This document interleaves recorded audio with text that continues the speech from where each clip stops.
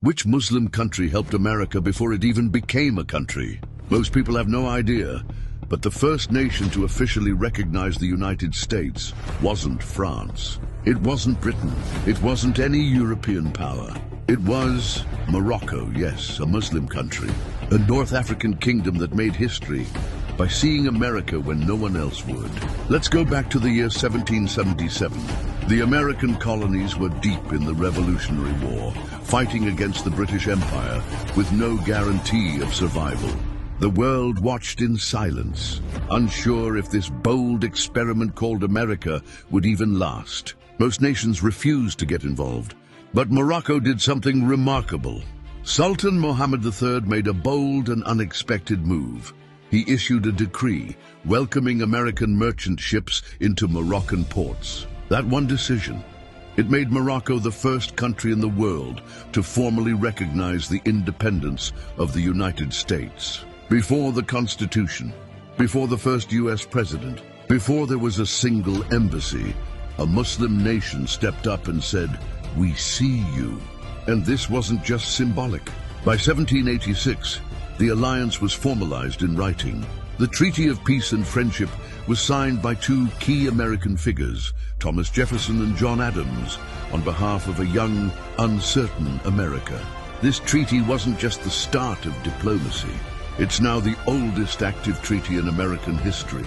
Over 240 years later, it still stands. But here's the part that no one tells you. Why don't we hear this story in school? Why don't we see it on the news? How is it that the first country to recognize the U.S. is rarely spoken about in American history books? Because it doesn't fit the narrative. You see, when media constantly shows Muslim countries through a negative lens, when people are programmed to associate Islam with conflict, stories like Morocco's don't just get ignored, they get buried. This isn't just about Morocco. It's about truth and the power of memory.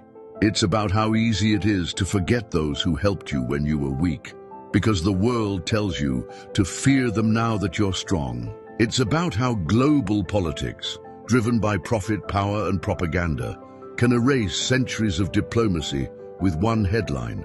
But we can't afford to forget. Because Morocco's gesture wasn't just political, it was moral. It was a message to the world that respect doesn't require power, that recognition doesn't demand benefit, that peace can come from people who don't look like you, pray like you, or live like you. The Sultan of Morocco didn't recognize America because it was rich or mighty. He recognized America because it was trying to build something new. And while many watched from the sidelines, a Muslim leader stood up and said, "We'll be your first friend." So here's the truth. Before alliances were bought, they were earned. Before superpowers, there was trust. And before the headlines rewrote the world, there were moments of unity the world was never meant to forget. So if you're American, you should know this. If you love freedom, you should remember this. And if you still believe in truth, you should share this. Because real friendship doesn't need permission from history books. It speaks for itself. Follow for more truths they never teach in school. This is what they hide from you.